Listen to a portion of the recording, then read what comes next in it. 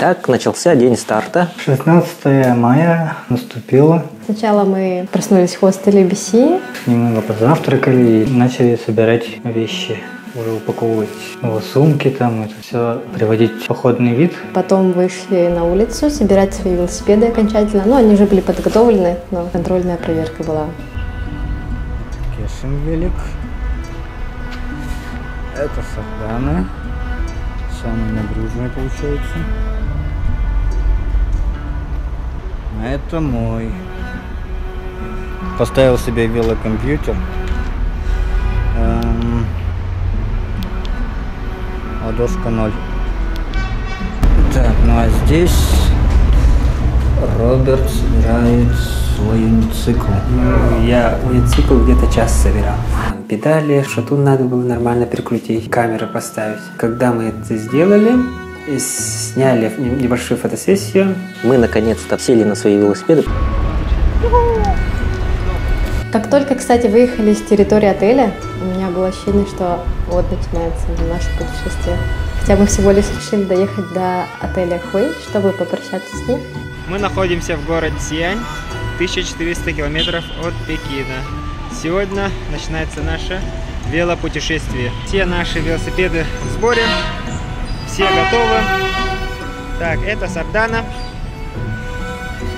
второй участник Кеша, третий участник это Тим и четвертый участник руководитель проекта Роберт. Повидали с ней на улице, попрощались. Она пожелала нам хорошей дороги, и мы стартовали. Поехали в сторону севера. Останавливались у какого-то храма. Поели, помню, в одной кафешке, вид из которой был на городскую стену. Это знаменитая достопримечательность Сиани. Дальше мы останавливались в Декатлоне и после этого продолжили свой путь. Ехали колонной по одному человеку, да, потому что там трафик был большой. Да, я помню, было очень много машин, чуть ли не пробки, там мотоциклы везде и велосипеды мы тут как-то. А так дорога широкая, было довольно спокойно ехать, хоть поток был и хаотичный, но было как-то такое ощущение, что ты прям как в косяке рыб плывешь, ну так как спокойно лавируешь. Из Сиани мы выезжали довольно долго. Потому что проезжали очень много кварталов. Разные места были. Сиань довольно большой город. Был в основном спуск. Было даже удивительно. О, так легко ехать. Да.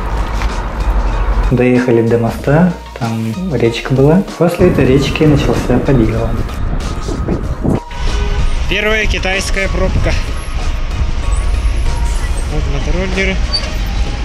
Город никак не заканчивался, там пригород было очень много мотоциклов, трициклов, ну и электровелосипедов. Ближе к вечеру людей становилось все меньше, город становился, дома, вот эти все, они были, как микрорайоны большие. Машин меньше было. Видели и богатые кварталы, видели и бедные кварталы. Потом доехали до какого-то тупика и решили объехать через какие-то трущобы. Увидели обратную сторону Китая, так сказать, там где дети играют в блудах. Ароматы Китая.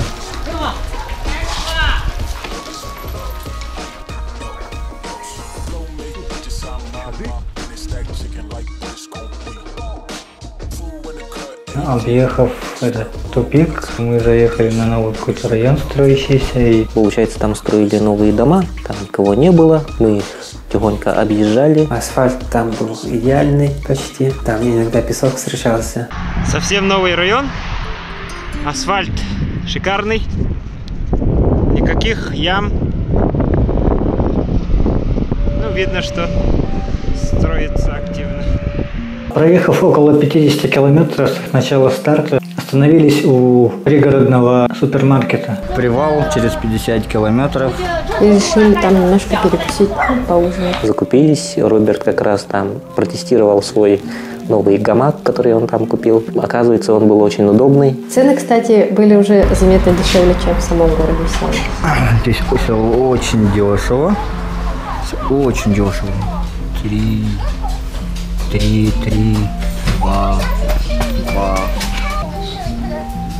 4. Сделали там большой привал почти на час. Пока мы ужинали, вышла хозяйка, стали спрашивать, кто мы, откуда, куда едем, какая цель. Сказали, что мы едем в Пекин. С ними сфотографировались, они удивились, то, что мы решили на велосипеде поехать. А потом собрали велосипеды и поехали дальше. Тем временем стемнело. Мы ехали вдоль рисовых полей, там уже городской пейзаж сменился на деревенский, и были низкие дома. С детьми там, которые по улице гуляли, играли, собаки бегали. И в этот момент у Роберта пустила шину. Мы стали его чинить, кругом ни души, потому что китайцы не очень рано, оказывается, уходят спать. Мы с Арданой услышали звуки волочения цепи, и мы увидели большую огромную собаку. Тащила какое-то бревно. Мы как бы быстренько починили колесо Роберту и поехали дальше. Собака за нами не пошла. Ехали до поздней ночи, и в какой-то момент почувствовали сильную усталость. Посмотрели по карте, насколько нам еще далеко надо ехать, и решили все-таки заночевать поблизости. Гостиниц вообще нигде не было. Я предложил, давайте на улице где-нибудь удобно зайдем, пустой, и там заночуем. Увидели какое-то строение, решили переночевать, потому что были вынуждены крыться где-нибудь. Услышали гусей, они там крякали. Там пошли, и там, наверное, стена будет, я думал. Мы собрали их, сделали что-то подобие спального места. Положили велочехол Роберта и на них спальниках легли и пытались заснуть. 5 часов спали, 4 или 4-5 часов, да, до рассвета. Мы проснулись очень рано. Услышали, что снаружи кто-то находится. Сено вернули на то же место. Начали собираться. Было довольно-таки жарко. Собрались быстро. Внутри грязнее, чем на улице. Вчера сколько проехали, Кеша? Мало. 80? 82 километра, да. Увидели там старика, который подметал землю. Он такой на нас смотрел с удивлением. Он, наверное, не понял, откуда мы вообще все появились вдруг. Конечно, встретили работника. Утром он нас встретил, показал, куда надо идти и где находится ближайший ресторан. И где он находится? В той стороне. Поболтали со стариком, попрощались и Поехали дальше. Хотелось есть, помню, и были немножко злые. Ехали мы, кстати, не так долго, где-то километров 5, может. Нашли кафешку, Позавтракали. немножко переварили то, что было с нами прошлой ночью.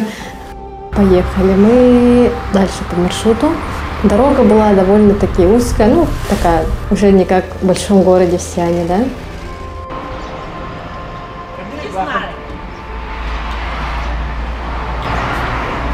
Не верит.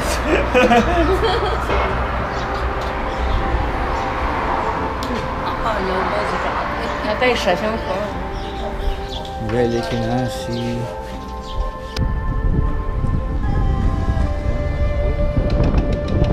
уже полдень наступил.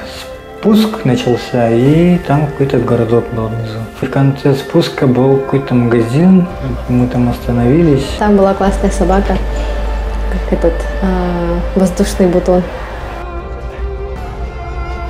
И, кстати, потом мы по Китаю видели довольно-таки много золотистых ретриверов. Я так поняла, они как друзья семьи, хорошие такие домашние собаки. Мы там то ли водой запаслись, то ли что, мы отдыхали. Ну, дальше мы проезжали этот город, видели, где-то там машины продавали китайские, довольно дешево было. Жара была просто жесть, плюс 35 градусов или где-то так. И мы увидели какой-то маленький, типа сарайчика.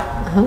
Решили туда зайти. Кеша возил с собой гидропак, довольно много воды с собой возил, и мы наполняли им свои бутылочки. Затем остановились у какого-то моста, смотрели вниз, пофотографировались. Там были какие-то пещеры внизу. Кто-то предлагал спуститься вниз, посмотреть там. Лично я отказался, и никто не поддержал эту идею. Затем очень крутой был спуск, очень круто было спускаться. Помню, был такой длинный спуск. Это было красиво.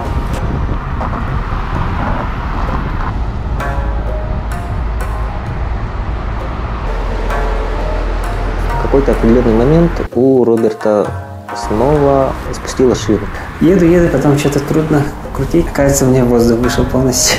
До следующего городка там еще 2 километра, кажется, было. Пошли потом пешком до центра этого городка. Там нашли какого-то старичка. Как мы поняли, да, что он веломастер, у него были разного размера колеса, ну, шины. Он взял мое большое кольцо метровое, да, он быстро-быстро взял одну отвертку и сам постоянно курил, сидел, и сразу снял, нашел быстро с тазиком, да, и сделал предел, заплатку, надавил, проверил, накачали, и очень быстро все засунул, и голыми руками все вставил.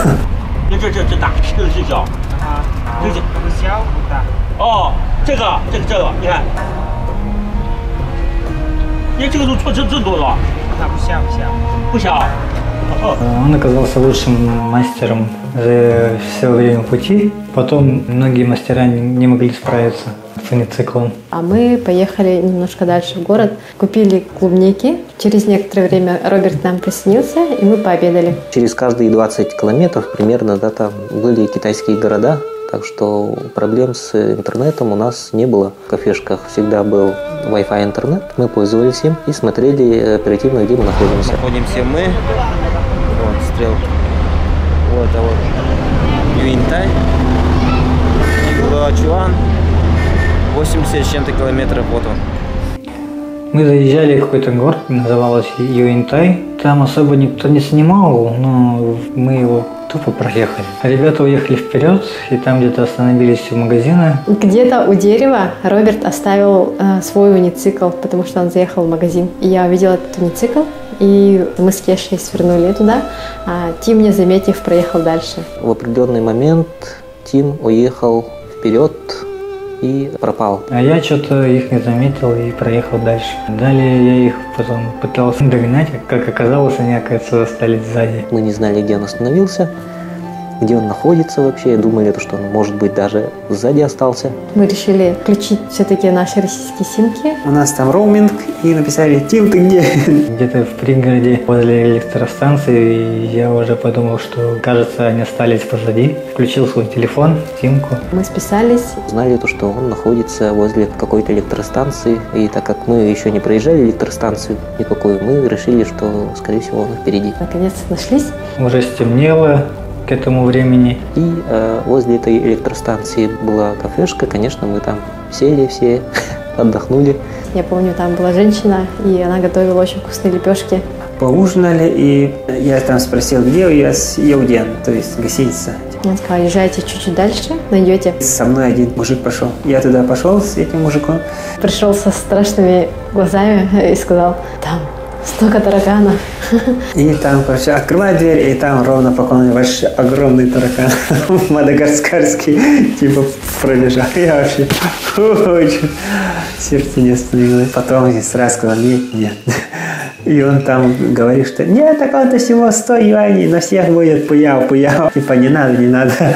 Мы прошлись еще чуть дальше и увидели такой небольшой двор, двухэтажный, как вот в Чайнатауне же городки бывают. Внутренний дворик и вокруг постройки. И решили остановиться там. На втором этаже в одной комнате все спали, там как раз 5 кроватей было. Никаких удобств в номере не было. Но нам дали тазик, и все. И мы, получается, душ приняли где-то на улице и постирались. Но после предыдущей ночи, которую нам пришлось переночевать в заброшке, это было хорошее место. Очень хорошо спали на мягкой кровати. По сравнению с сеном и кровати, это небо и земля. На третий день, выйдя из комнаты гостиницы, я увидел вокруг зеленые холмы. Было красиво, как в фильмах с Джеки Чаном. У китайцев всегда были термос с горячей водой. Они всегда с собой таскали. Это, кажется, их способ справиться с жарой. Именно горячую воду пили. Хозяева гостиницы принесли термос с горячей водой и тазики попросили, чтобы постираться. И там внизу был кран с водой, мы постирали вещи. Кстати, там туалет был уличный. Мы с Робертом пошли за едой покушать. Решили позавтракать прямо на месте. Мастерские дальнобойщиков. Овощи. Да. Купили немножко овощей, лапшу, отдохнувшие уже, так это, хорошо поспавшие. Поели и выехали с этого хостела.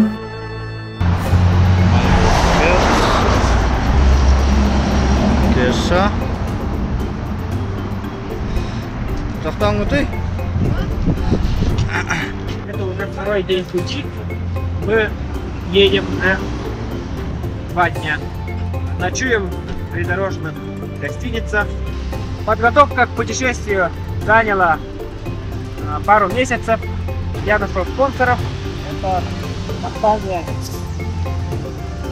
Пик 99, которая предоставила нам белую экипировку, сумки, велокуртки. Вторая компания это Unicycle.com, продает одноколесные велосипеды. Она поддерживает меня запчастями.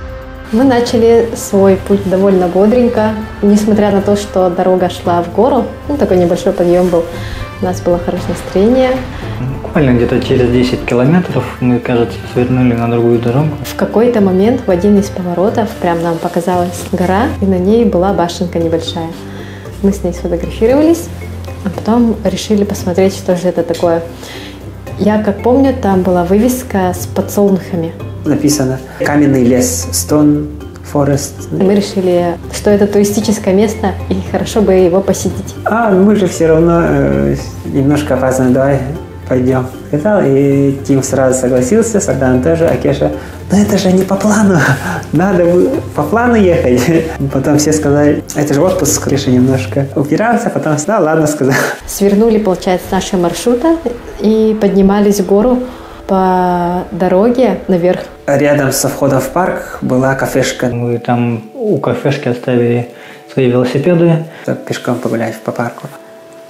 Решили на обратном пути к ним заехать и покушать, потому что это было их типа семейное кафе на улице. Пешком поднялись наверх. Там вход был бесплатный, там девушка шлагбаум сидела. У машин, наверное, оказывается, берут. Она сказала, идите, идите. Довольно классное место было. Это был большой туристический комплекс, такой парк с достопримечательностями, чайными полями. Вот,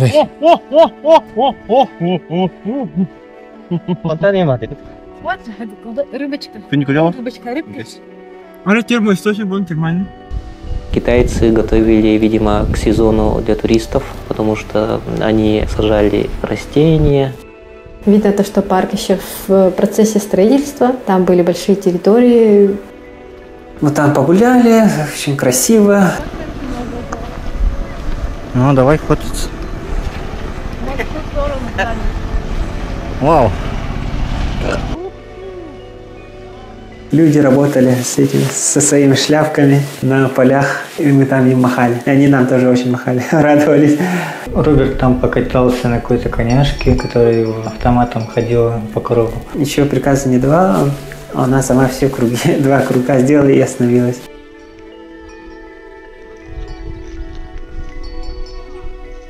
Первый мост.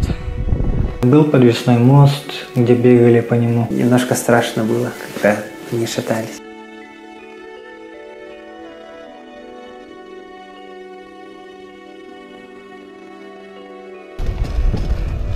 Сильно не бегай, да? Ты только для себя баланс делаешь, а у меня наоборот. Издали стоял какой-то большой мост. Давай к нему пойдем. Шли к нему, поднимались все выше и выше. И когда приблизились, удивились, что это не простой мост, а стеклянный мост. Это мы удачно завернули, где? Оказалась такая местная достопримечательность и с хорошим видом.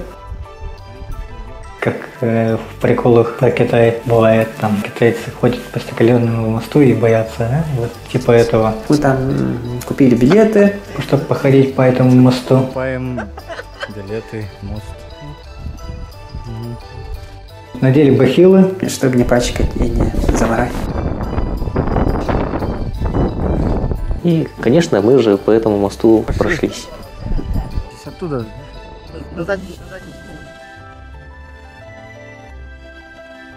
Стеклянный мост. Да, там немножко страшно, конечно. Там больше 100 метров, наверное. Внизу там лес очень зеленый. Было очень непривычно, немножко страшно, но вид был очень хороший.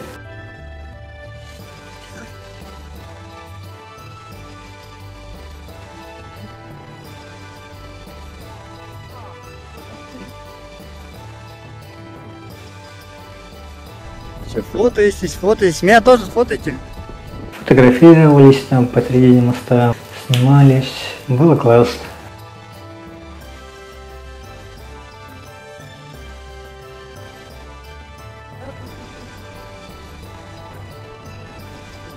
Далее в конце этого моста там выходила какая-то площадь с этой самой башней.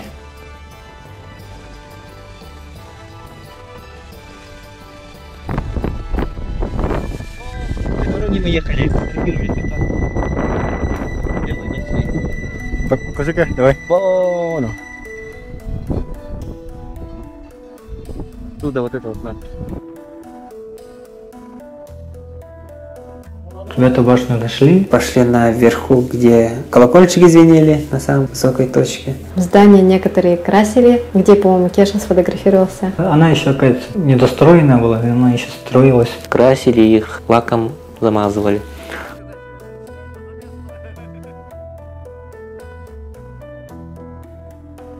Тоже фотографировались. Были какие-то символы года, каждый своим годом сфотался. Фотали нашего 5-го участника, обезьянка, которая Сардана нашла еще на берегу Якутска. Она всегда его таскала с собой всю дорогу. То, что мы завернули посмотреть на эту достопримечательность, мы об этом ни разу не пожалели, хоть и там провели много достаточно времени. Погуляв, мы вернулись к тому же кафе, где видели мальчика с мамой. Вкусно поели. Кажется, стеклянную лапшу даже эту. Типа фунчозы. Далее мы взяли велосипед и на спуске Кеша, кажется, не рассчитал скорость. Хочу отметить то, что было очень жарко, поэтому мы частенько останавливались в тени, отдыхали.